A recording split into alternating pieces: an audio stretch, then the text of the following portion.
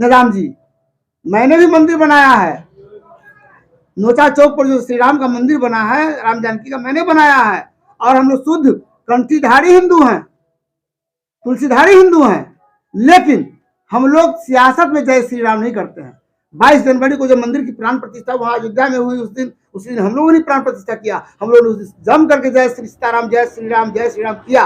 वो मौका था। आगे भी कोई धार्मिक अनुष्ठान होगा तो मैं भी जय श्री राम, जय श्री सीताराम कहने में पीछे नहीं हटूंगा। लेकिन सियासत में धर्म को ला कर करके धर्म को गंदा करने का खेल करना और भगवान के नाम पर राजनीति का बाजार पैदा करना, ये अधर्म है। ये अधर्म भाजपा वाले को मुबारक हो। हम लोग इस तरह का अधर्म नहीं कर सकते हैं। वोट के लिए ये काम करके वो लोग वोट ले लेते हैं, लेकिन नतीजा सिफर है। क्या मिला? कुछ भी तो नहीं मिला जनता के हाथ में। 10 भाजपा सरकार जिस तरह से 5 साल आम जनता से और मांग रही है कि एक बार मुझे 5 साल मौका और दीजिए, फिर मैं देश को जो है उन्नति की तरफ ले जाऊंगा। देखिए, माननीय प्रधानमंत्री नरेंद्र मोदी जी कहते हैं अब की बार 400 पार, तो मैं तो समझता हूँ एक गलती उनसे हो गई। वो निर्वाचन आयोग को उनके अंडर में कर देना चाहिए कि 401 का चुनाव नहीं कराइए और 142 का चुनाव कराइए। अब की बार 400 पार तक है, 400 का चुनाव कला होगा। 400 पार रिजल्ट न कर लेते, चुनाव 143 142 पे कराते। तो ये तो अहंकार है। उस समय कब नहीं मांगेंगे समय वो, अब की बार दीजिए। फिर उसके बाद क्या बाबा जी हैं क्या, मठ में चले जाएंगे क्या? जय श्री राम करने वाले को तो मठ में जाना चाहिए, सियासत उनके लिए नहीं है। तो हुए ये तो लगा हुआ है जनता के बीच में जाने का, ऐसा बहाना है करने का, भावना करने का। लेकिन कब तक धर्म की बात कीजिएगा? कब तक? मुसलमान लोगों को कुछ ठंडाया है, धर्म की बात से पीछे हटा है, हिंदू कोई काउंटर में आगे कर रहा है। तो भाई धर्म का सवाल आएगा तो हम भी खड़े हैं हिंदुत्व के साथ। लेकिन बिना मतलब कि किसी मुसलमान के खिलाफ में बोल करके धार्मिक उन्माद पैदा करें, ये राजनीति मुबारक हो भारतीय जनता पार्टी के नेताओं को और उनके पीछे पिछलगू बने नीतीश कुमार को, जो वोट के लिए, टिकट के लिए और समर्थन के लिए ललाई थे और पैर छू के प्रणाम अब करते हैं। मैं समझता हूं कि मोदी जी से 2 साल बड़े हैं नीतीश कुमार की उम्र में, लेकिन पैर छू के प्रणाम करते हैं। इसलिए माफ कीजिए पत्रकार महोदय, ज्यादा हम नहीं बोलेंगे। कितना गिर गए नीतीश कुमार जी, वो भगवान क्या जनता देख रही है। पैर छू के प्रणाम करते हैं। उन्होंने नवादा के समय में पैर छू के प्रणाम कर लिया।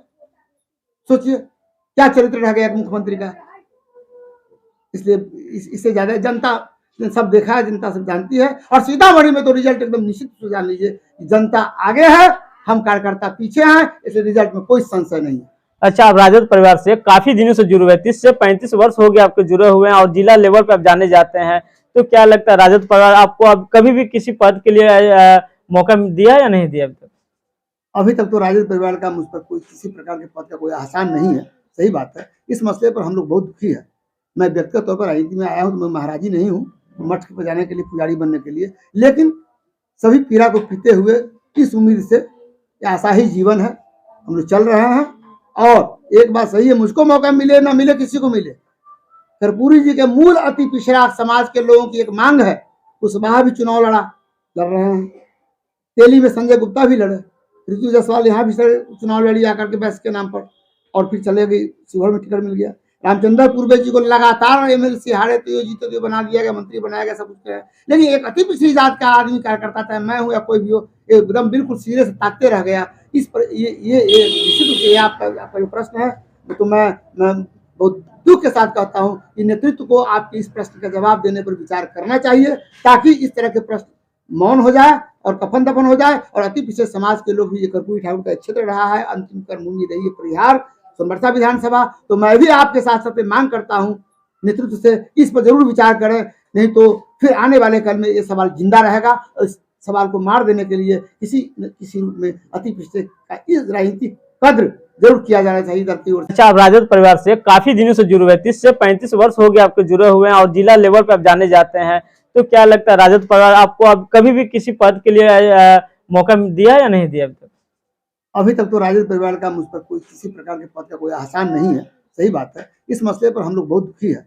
मैं व्यक्तिगत तौर पर राजनीति में आया हूँ तो मैं महाराजी नहीं हूँ मठ पे जाने के लिए, पुजारी बनने के लिए। लेकिन सभी पीड़ा को पीते हुए इस उम्मीद से ऐसा ही जीवन है, हम लोग चल रहे हैं। और एक बात सही है, मुझको मौका मिले ना मिले, किसी को मिले, कर्पूरी जी के मूल अति पिछड़ा समाज के लोगों की एक मांग है। उस बार भी चुनाव लड़ रहे हैं।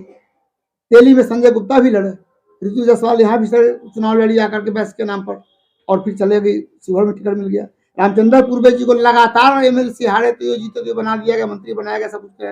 लेकिन एक अति पिछड़ी जात का आदमी कार्यकर्ता, चाहे मैं हूँ या कोई भी हो, एकदम बिल्कुल सीधे से ताकते रह गया। इस पर ये निश्चित रूप से आपका जो प्रश्न है, तो मैं बहुत दुख के साथ कहता हूँ कि नेतृत्व को आपके इस प्रश्न का जवाब देने पर विचार करना चाहिए, ताकि इस तरह के प्रश्न मौन हो जाए और कफन दफन हो जाए। और अति पिछड़े समाज के लोग भी, ये कर्पूरी ठाकुर का क्षेत्र रहा है, अंतिम कर्मभूमि रही है परिहार सोनबरसा विधानसभा, तो मैं भी आपके साथ साथ मांग करता हूं नेतृत्व से इस पर जरूर विचार करें, नहीं तो फिर आने वाले कल में ये सवाल जिंदा रहेगा। यहाँ जो उम्मीदवार आए हैं वो लगभग 22 साल से यहाँ जनप्रतिनिधि रहे हैं और अभी भी हैं, लगातार वो जीतते आ रहे हैं। उनका कहीं भी परिहार प्रखंड में, अभी हम यहाँ के प्रभारी हैं, बेला बचपकौनी पंचायत में भी उनका कहीं एक काम नहीं, तो कहीं एक काम नहीं है, तो स्वाभाविक है लोग उनसे नाराज है कि 22 साल से जनप्रतिनिधि रहते हुए भी एक भी काम किसी भी पंचायत में नहीं किया उन्होंने, तो उनको वोट मांगने का कहीं से कोई अधिकार नहीं है। लोग यहाँ हम लोगों से आगे है, जनता आगे है, हम लोग पीछे से काम कर रहे हैं। और तेजस्वी यादव ने जो 17 महीने की सरकार में उन्होंने जो 5 लाख लोगों को रोजगार देने का काम किया, नौजवान सबसे पहले आ गए। नौजवानों में एक बहुत ही आशा और उम्मीद है कि आने वाला समय जो है वह तेजस्वी यादव का है और वही हम लोगों का कल्याण कर सकता है। नहीं तो पढ़े लिखे लोगों को भारत सरकार ने तो पूरा रास्ते पर खड़ा कर दिया, एक भी लोगों को रोजगार नहीं मिल रहा है। सरकार जो है, अभी मोदी जी सिर्फ धर्म के नाम पर राजनीति कर रहे हैं, बाकी विकास से कहीं उनको दूर दूर तक कहीं भी कोई मतलब नहीं। तो हम घूम रहे हैं, अभी हम प्रभारी हैं यहाँ के, और बहुत अच्छा माहौल है यहाँ बेला बचपकौनी पंचायत में। सभी जाति और धर्म के लोग, एक ही मुद्दा है कि अर्जुन राय क्योंकि 5 साल जो वो यहाँ से एमपी रहे, तो उन्होंने जो काम किया उनका नाम वैसे सभी लोगों के जुबान पर है कि विकास पुरुष है अर्जुन राय। और इस बीच में जो 10 साल का समय बीता है, इसमें एक भी काम नहीं हुआ। सब लोग, आप भी पत्रकार है, आप भी घूमते हैं सब जगह, कहीं भी कोई काम नजर नहीं आता है। तो लोगों को बड़ी आशा और उम्मीद है कि हर हाल में इनको वोट दिया जाए, क्योंकि 22 साल से देवेश बाबू यहाँ कोई काम किए नहीं। और यहाँ क्या, हम तो पूरे जिला में भी घूमते हैं, कहीं भी किसी भी गांव में कहीं उनका कहीं कोई वोट दिखा दे कोई आदमी, अगर एक के दुख के कोई काम अगर उन्होंने किया है, हम देखे हैं कुछ बड़े बड़े जो सामाजिक रूप से जो संपन्न लोग हैं, उन लोगों के बीच में हल्का फुल्का काम उन्होंने किया है, उसी गांव में किया है। बाकी बैकवर्ड क्लास के जितने भी गांव हैं, कहीं भी 1 रुपया का काम उन्होंने 22 साल में नहीं किया। पता नहीं वो रुपया कहाँ लेके चले गए। तो उनको तक कहीं से भी वोट मिलने का कहीं उम्मीद नहीं है। और बहुत अच्छा है, बेला बचपकौनी पंचायत में सभी बूथ पर हम जा रहे हैं और सभी लोगों से मिलते हैं, सभी समाज के लोगों से मिलते हैं। सभी लोगों का अच्छा रिस्पॉन्स है अर्जुन राय के लिए, और इसके बाद हम लोगों के नेता जो तेजस्वी यादव हैं, वो तो अभी बिहार में पूरा नौजवान उनके लिए जो है एकदम एक कदम पर खड़ा है। बड़ी आशा और उम्मीद है लोगों को कि ये आदमी आगे बढ़ेगा तो हम लोगों को रोजगार मिलेगा। नहीं तो ये सरकार का जो स्थिति है, और नीतीश जी देख लीजिए, इनके सरकार से हटते ही लगभग 1.5 लाख लोगों का जो सभी लीडर ने सीतामढ़ी लोकसभा पर जो श्री नीतीश कुमार जी को आगाह किए और उसका कोई सुना नहीं गया, तो निश्चित रूप से सीतामढ़ी के लोग शहीद जगदेव बाबू के नारे के साथ और नारा के साथ अर्जुन राय जी के साथ खड़ा है। 100 में 90 शोषित है, 90 भाग हमारा है। 100